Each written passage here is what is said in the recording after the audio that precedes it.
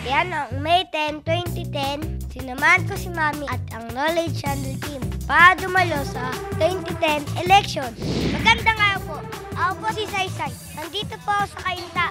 Ang daming tao para bumoto. Sir Francis, isa sa mga nauna kong kaibigan.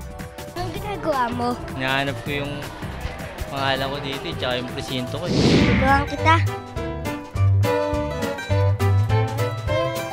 Naabahan ka, kuya. Oo, medyo. Ready ka na kung sino boboto mo? Oo, may listahan na nga ako. O sige, kuya, good luck ha. Galingan mo ha.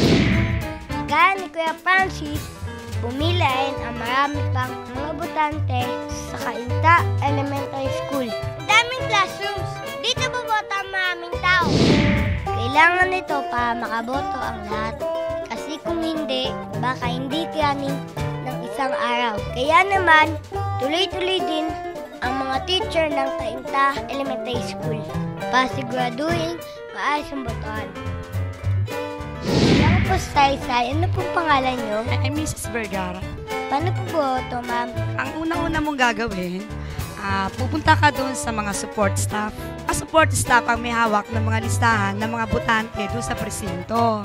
And then, ibibigay sa'yo ng support staff yung number mo na pupunta ka doon sa isang sa poll clerk para makita mo yung list of voters with voting records. Pipirma ka doon and then lalapit ka na doon para bigyan ka ng balota. And then after that, pupunta ka doon at saka ka boboto. Di ba? Ang daling bumoto. Madali lang pala. Pero teka, paano nahirapan si kuya? Ano po yung mga papel na yan? Ito ang mga balota, ito yung ginagamit, ito yung sinusulatan ng mga bumoboto kung sino yung gusto nilang iboto. Ang tawag ito balota. Ito ang marking pen. Ito ang pinangsusulat nila dyan. Pinang-shade nila sa mga bilog na hugis itlog. Parang ganito. Gusto ko din subukan. Balang araw, uupuin ako dito at paboto gaya nila. Ito ang tinatawag nilang secret folder. Kahit po tinawag na secret. Kasi hindi kailangan makita ng iba yung binoboto mo. Secret lang to. Dito ipapasok sa secret folder para yung boto mo hindi makikita ng iba. Tama nga yung sinabi ko. Para ako nag-exam pag buboto. Bawal mangopya.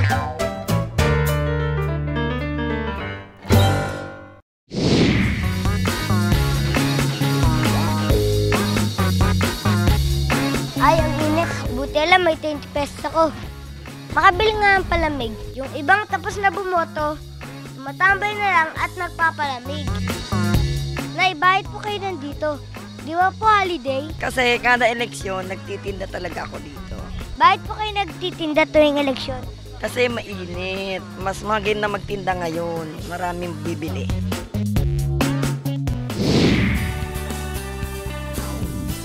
Ano po ibig sabihin ng automated?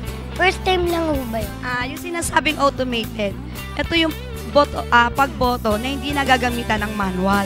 Mano-manong pagbibilang ng mga tao. Doon sa automated, pinasok mo yung boto mo, count agad yun. Mas madali na ho ba sa inyo yun?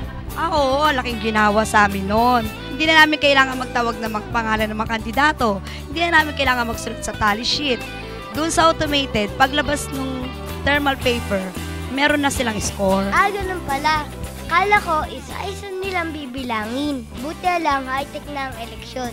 Ngayong taon, gumamit sila ng PICOS o tinatawag nilang Present Count Optical Scanner. Gano'n po ka-importante bumoto? Napaka-importante kasi katungkulan natin bilang mamamayang Pilipino na bumoto. So kung hindi ka Pilipino, hindi bumoto. Pero kung Pilipino ka, natural, pagtanggol mo ang sarili mong bansa, bumoto ka.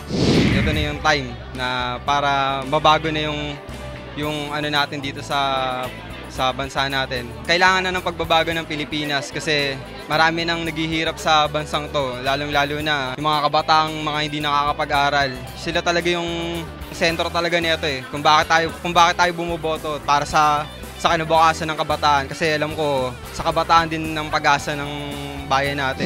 Kailangan ma-exercise yung rights namin kahit mga kabataan pa lang kami ngayon kasi kami rin naman yung makikinabang dun sa boto namin. Ang dami kong nakilala at nakausap.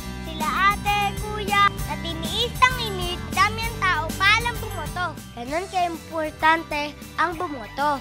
Lahat ng Pilipino, mayaman o mahirap, ay buong pusong pinahalagan ang karapatan nilang bumoto.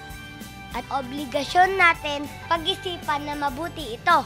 Dahil dito, nakasalalay ang kinabukasan natin sa bansa. Sino man ang manalo, sana isa siyang leader na tunay ang pagmamahal sa bansa at pagmamahal sa mga bata na tulad ko. Kasaliin ako dapat.